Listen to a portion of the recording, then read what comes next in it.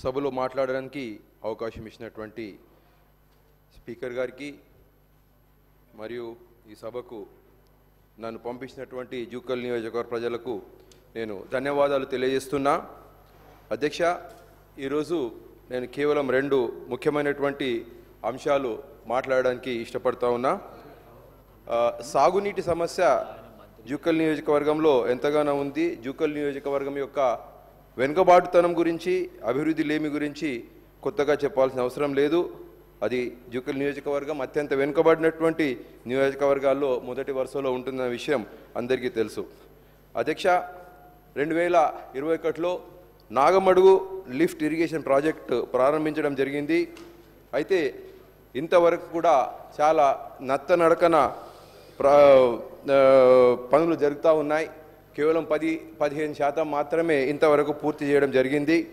Nagamadugu project ఒకవేళ త్వరితగతిన ముగించినట్టయితే, త్వరితగతిన పనులు చేస్తున్నట్టయితే దాదాపుగా 41,000 ఎకరాలకు ఆయకట్టు వచ్చే అవకాశం ఉంది.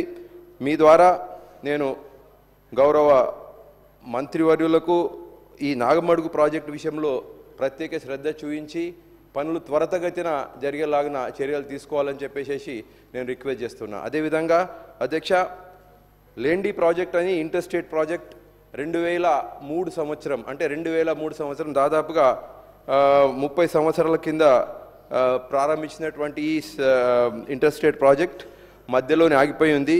ఇంకా హెడ్ వర్క్స్ కూడా కంప్లీట్ కాలేదు అధ్యక్ష. టోటల్ ఈ 5,573 కోట్ల ఈ ప్రాజెక్ట్కి మన ప్రభుత్వం దాదాపుగా సగం, అంటే 223 కోట్లు ఆల్రెడీ ఇవ్వడం జరిగింది. మిగిలిన పనులు మనము త్వరితగతిగా కంప్లీట్ చేసినట్టయితే దాదాపుగా 25,000 హెక్టార్లకు మనము సాగునీటిని అందించవచ్చు అధ్యక్ష. అయితే జూకల్ నియోజకవర్గం యొక్క దురదృష్టం ఏంటంటే, నిజాం సాగర్ ప్రాజెక్ట్ జూకల్ నియోజకవర్గంలో ఉన్నప్పటికీ నిజాం సాగర్ వల్ల కేవలం 4,500 ఎకరాలు మాత్రమే పారుతుంది అధ్యక్ష. మరి మాకున్నటువంటి ఇంకో చిన్న ప్రాజెక్టు కౌలాస్ నల్లా ప్రాజెక్టు, అది 9,000 ఎకరాలకి నీరు అందించినప్పటికీ అక్కడ సిల్టు తర్వాత పొదలు అవన్నీ పెరగడం వల్ల మెయింటెనెన్స్ అవసరం ఉంది. దానివల్ల ఆయకట్టు కూడా ఈసారి తగ్గింది అధ్యక్ష. టోటల్ నియోజకవర్గంలో కేవలం ఒక 13-14,000 ఎకరాలు మాత్రమే ఆ ఆయకట్టు నీరు మనం సాగునీరు అందించడం జరుగుతూ ఉంది అధ్యక్ష.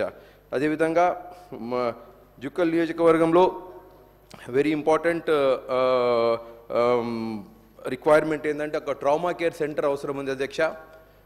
మద్నూరు నుండి సంగారెడ్డి వరకు దాదాపుగా 120-130 కిలోమీటర్ల వరకు ఒక్క ట్రామా కేర్ సెంటర్ కూడా లేదు. యాక్సిడెంట్స్ విరివిగా జరుగుతూ ఉన్నాయి. దయచేసి ఆ ఒక ట్రామా కేర్ సెంటర్ని ఏర్పాటు చేయాల్సిన అవసరము ఎంతగానో ఉంది అధ్యక్ష. అదేవిధంగా హాస్పిటల్స్ పరిస్థితి చాలా దుర్భరంగా ఉంది అధ్యక్ష. టోటల్ మెడికల్ ఆఫీసర్స్ 28 మంది శాంక్షన్ ఉంటే కేవలం 18 మంది ఉన్నారు.